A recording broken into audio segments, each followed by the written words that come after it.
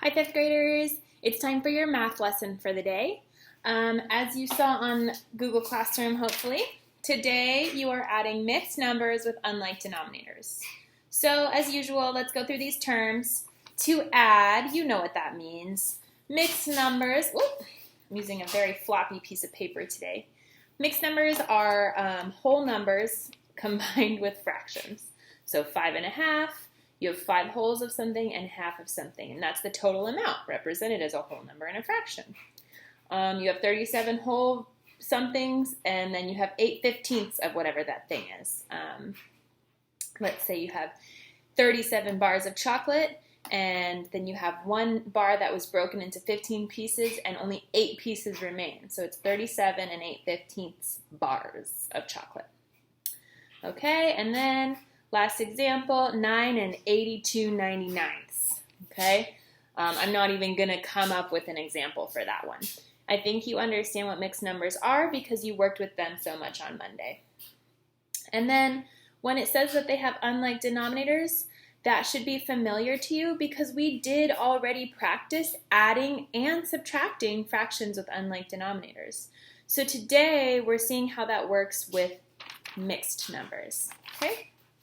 So I have 3 example problems that I'm going to show you. I'm going to tell you right now. The first 2 problems are going to show you every step you need to do.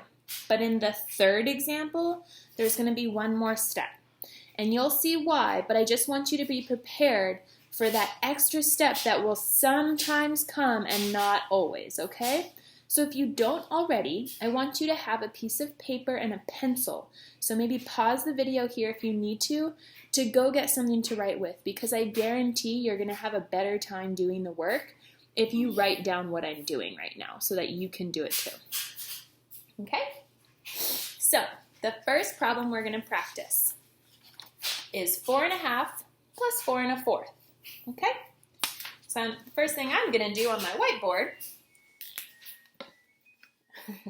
that's the dryer turning off in case you can hear that, is I'm going to write 4 1/2 plus 4 1/4 over here. Okay? And now here's what's cool about this. What you have is a whole number with a fraction and another whole number with a fraction. So when you solve these, I want the first thing you do to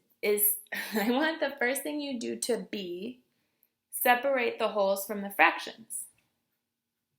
This equation is the same as this equation. And the reason we're doing this is now you can already add your whole numbers up and you can just get that part out of the way. So you've got 8, because 4 plus 4 is 8, plus 1/2 plus 1/4. And now this should be pretty comfortable for you because we already learned how to add fractions with unlike denominators. I'm going to obviously still do it with you, but I'm hoping that by now you're like, oh wow, yeah, I can definitely do that. So I'm going to go a little bit faster than normal through this since we've done this before. You can't add these because the denominators aren't the same. So what are we going to do? We're going to find the LCM of our denominators. Okay, 2, 4. Oh, don't even have to go further. 4 is the least common multiple, which means it's the least common denominator. Now this one's already 4, so we just have to turn 1/2 into fourths. So to review, I need to figure out what am I going to multiply my half by to convert it into fourths. So what number would you multiply 2 by to equal 4? Of course, 2. And then whatever you do to the bottom, you're going to always do to the top. So now you have 1 times 2, and that's 2. So what this is saying is that 1/2 is equivalent to 2/4, which now means I'm going to rewrite this equation. Instead of writing 1/2, I'm going to write 2/4. That's what it's equivalent to in fourths. And now, boy, do I feel like I can do this. 2/4 plus 1/4, we all know that's what? 3/4. So now you write 8 plus 3/4 And your answer is 8 3/4. Okay, so to review, first we wrote the the expression. Then we broke up the mixed numbers. So we added our whole numbers separately. So we kept we wrote the whole numbers here and the fractions here. We found the sum, that's 8, 4 plus 4 is 8. And then we were able to just focus on the fractions. And then when we focused on the fractions, we found the least common denominator. We converted what we needed to. So then we could rewrite the fractions to have the same denominators. Then we added it all up. Okay? So that's example 1. I hope by now you've had a chance to write it all down, and I hope you understand it. If you're not sure what every step of the way was for, then I would say now is a good time to rewind and rewatch some. Okay? I'm going to erase this one and start writing down the next one. Here's the next problem. 1/6 plus 6 7/12. Okay? So, just like the last problem, 1/6, we're going to write it down. 6 7/12. Now in the last one, I had 2 separate whole numbers let me start over. In the last one, I had 2 mixed numbers, which meant that I separated 2 whole numbers. This isn't a mixed number, this is just a fraction. So what we're going to do is we're just going to rewrite it like this. 6 plus 1/6 plus 7/12. Okay? So we understand for ourselves that this doesn't really happen till the end. Right now we're just focused on adding up these fractions, okay? So I want you to tell someone in the room or just say it in the air, but what's my first step when I'm trying to add 2 fractions that don't have the same denominator? What do I do first? Give you a lot of time there. It's we are going to find the least common multiple, okay, of the 2 denominators. And that's also called finding the least common denominator. All right, 6, 12. Oh, don't have to go any further because I figured it out. My least common denominator is 12. And you know just as well as I do, it will not always be this easy. Sometimes you're going to have to list out quite a few before you get it, right? So just be ready for that because you've already done it like this before. Okay, so you've got your 12s. Or you know that 12 is you know that 12 is the denominator you're shooting for. This fraction's already in 12ths, so you just have to worry about 1/6. Just like in the last problem, the question becomes, what am I going to multiply my denominator by in order to convert it to 12ths? What times 6 equals 12? Say it to someone. That's correct. I think that you said 2, okay? And whatever you do to the bottom, you do to the top.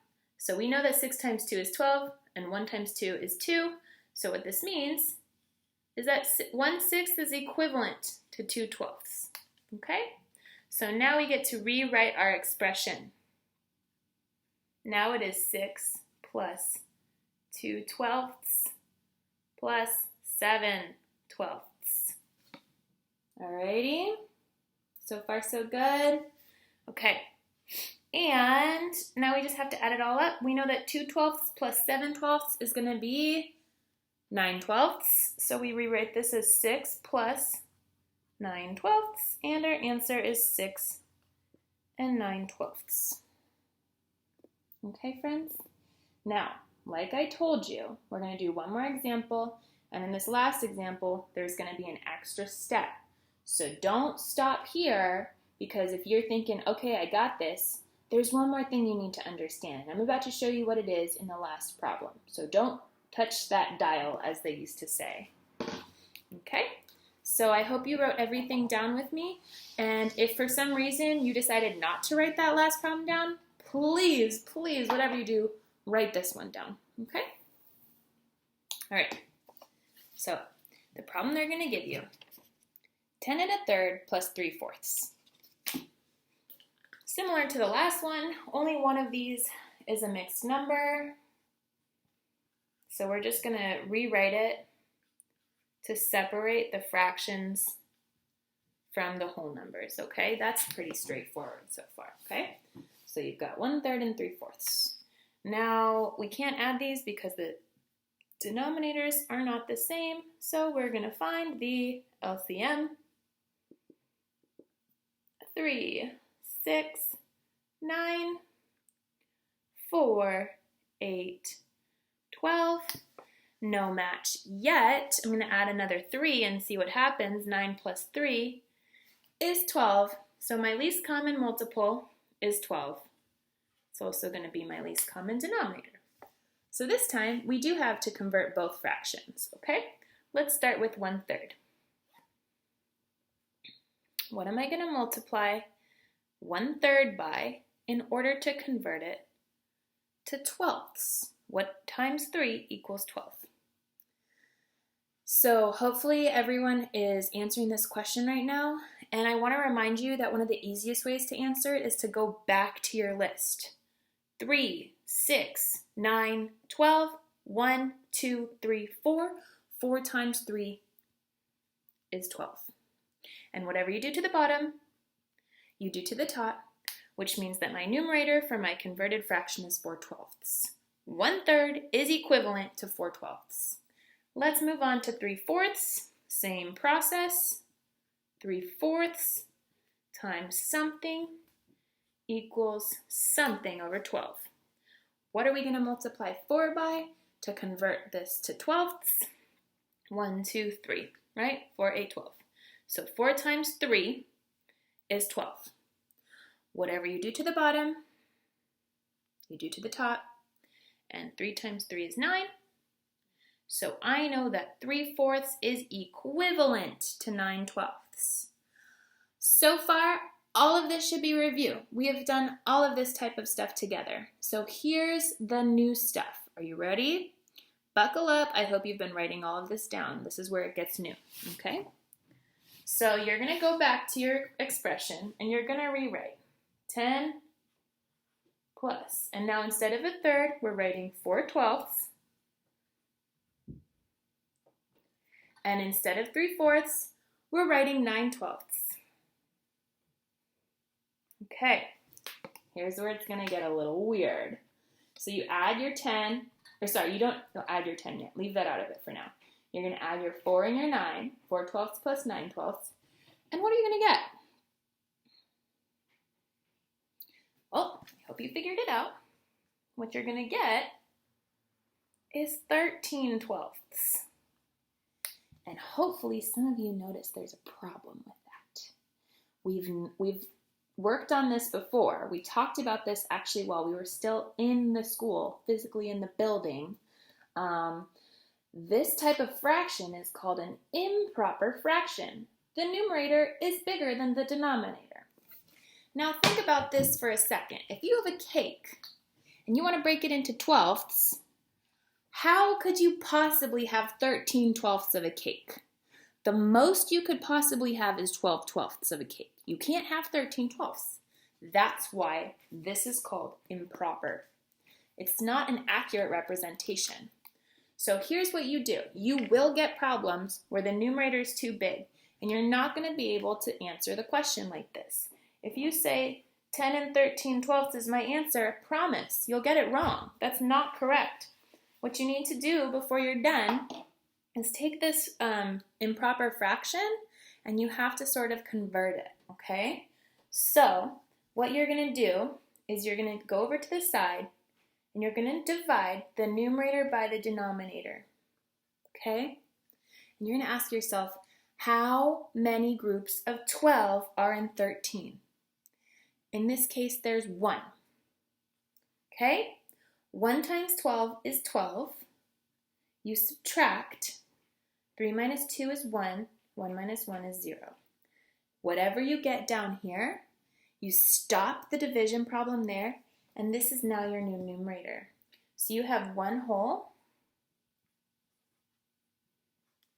and 1/12. Okay? That's how you convert the improper fraction to the mixed number. Okay?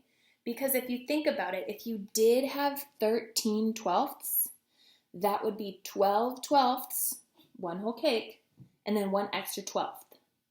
So this is how you convert, okay? You figure out how many of the denominator are in the numerator, and whatever whole number you get up here, that's going to be your whole number. Whatever you get when you subtract is the new numerator. You keep the denominator the same, okay? So then the very last step,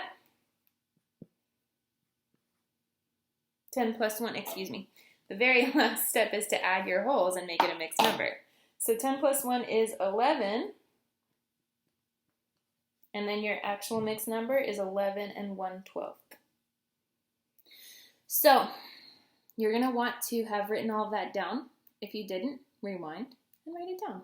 This is going to be probably the most challenging type of problem. Remember that I'm here. I'm just sitting here in my apartment, just chilling. So, well, I've got work to do, but I'm here for you. If you need help, please, friends, let me know. And even though there's no office hours today because it's a Wednesday, I can still video chat with you and help you, okay? Let's make sure that you can get this done. Good luck!